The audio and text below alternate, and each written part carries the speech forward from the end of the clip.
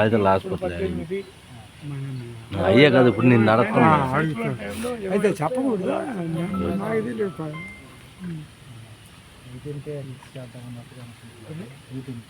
నేను మిమ్మల్ని అడిగేది ఒక మాట, మీరు కూడా గవర్నమెంట్ పెట్టండి. నాకు మెయింటెనెన్స్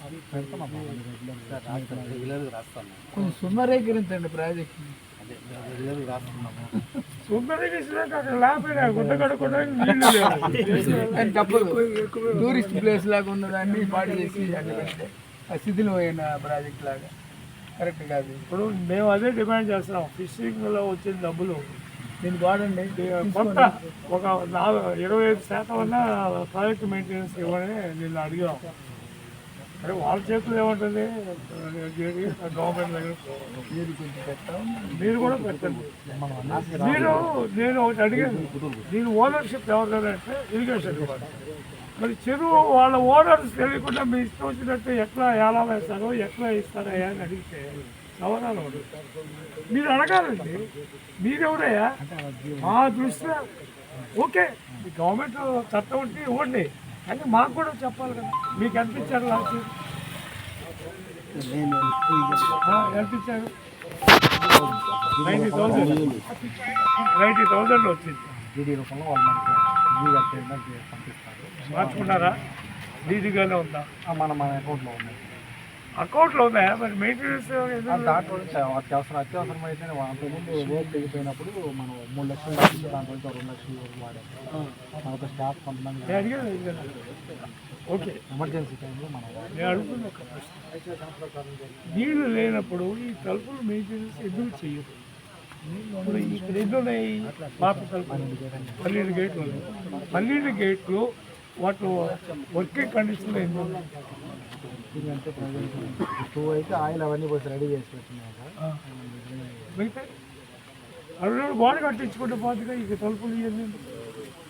ఇప్పుడు వాడనప్పుడు వాళ్ళు కట్టించేద్దాము. వన్స్ పదాల్లో సీల్ చేసి పడేస్తే ఇక కొట్టుకుపోతాయి, లీక్ అవుతాయి. పాపంలో లేదు కదా.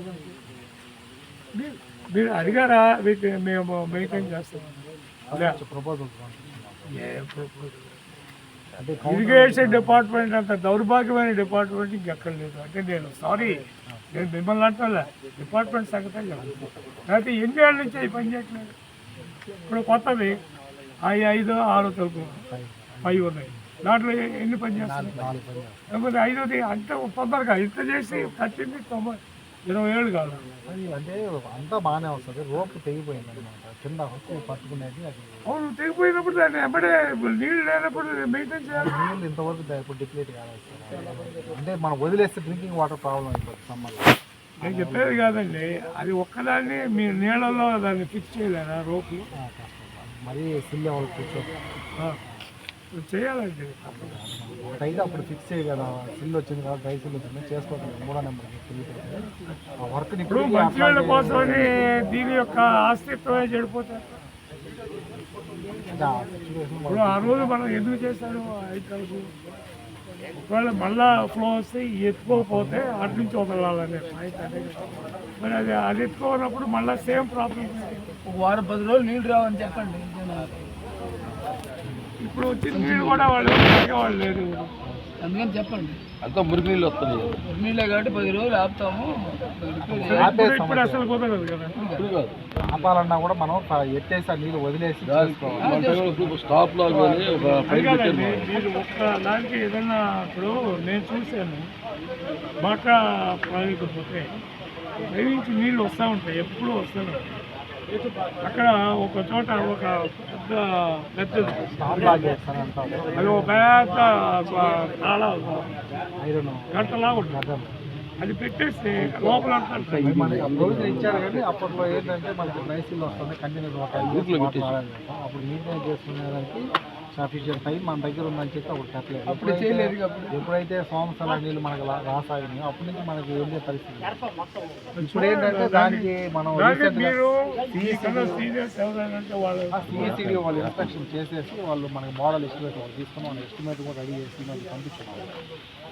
స్టాప్ లాగా అరేంజ్మెంట్ అట్లాంటి కావాలి. దానికి డ్యామ్ దిగిపోయినప్పుడు టాప్ లాగా వెళ్ళి పెట్టింది. చూసి మనం అన్ని సిస్టమ్ ఉంది కానీ లేవు.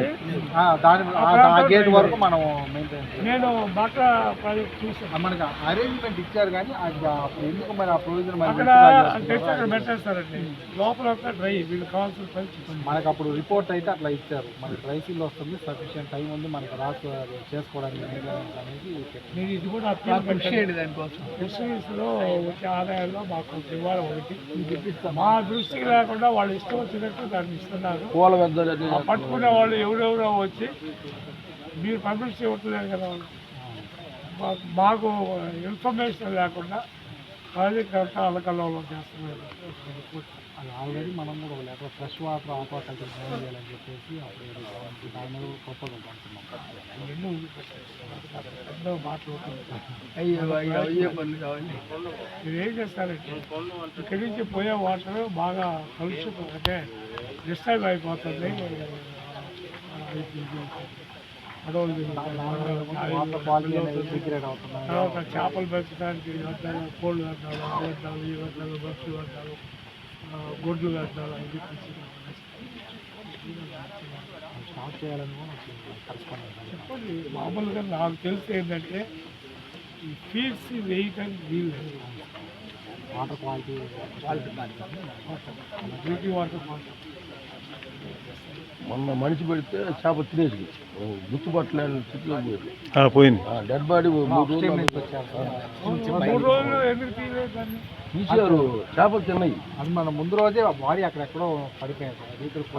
తణుకులకి ఎక్కువ వచ్చేసింది. మనం ఆ రోజు ఈవినింగ్ పూట ఎవరో చూసారు లేదు సార్ వాళ్ళు వచ్చి తీసుకున్నారు. తర్వాత 10 రోజుల తర్వాత ఎక్కడ పెట్టారు దాన్ని? మార్చి అప్పుడు వచ్చి గుర్తుపెట్టారు 10 రోజులకి.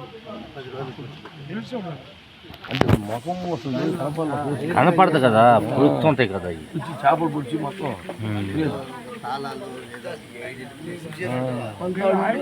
మీటింగ్ పెట్టి ఈ వాన ఇప్పుడైతే అడ్వైజ్ చేయండి వాళ్ళు నాటుకోవచ్చు. ఇప్పుడు ఆ నీళ్ళతో దారులు పోసుకొని వాటర్ పోసుకోండి, మనం వదులుకోవచ్చు. మనకి ఎట్లా వాటర్ వస్తుంది కాబట్టి తొందరగా పెట్టండి మీటింగ్.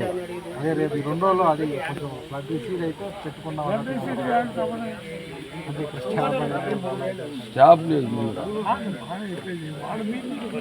అది ఆల్రెడీ నిన్న పిలిచాం అసలు. నిన్న కొంతమంది మాట్లాడాము. ఇక్కడే కాబట్టి ఒకసారి టైం ఉన్న నీళ్ళు వినియోగించుకుంటారు. ఇప్పుడు పెడితే మీటింగ్ నార్మల్కి రైలింగ్ కూడా కొంచెం మార్చింది సార్. తుబ్బటికి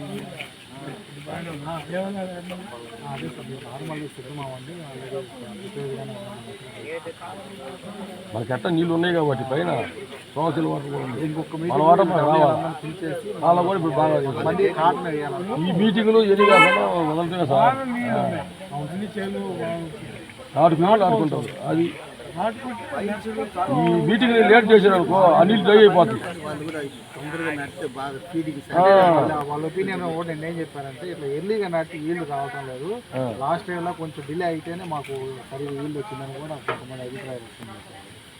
వాళ్ళ అనుభవంతో చెప్తున్నారు. మనం వదులుతుంటే నీళ్ళు ఎక్స్ట్రా పోకుండా సముద్రానికి పోకుండా అవసరం నాటుకుంటా ఉంటాం. అది సంవత్సరం 29 కూడా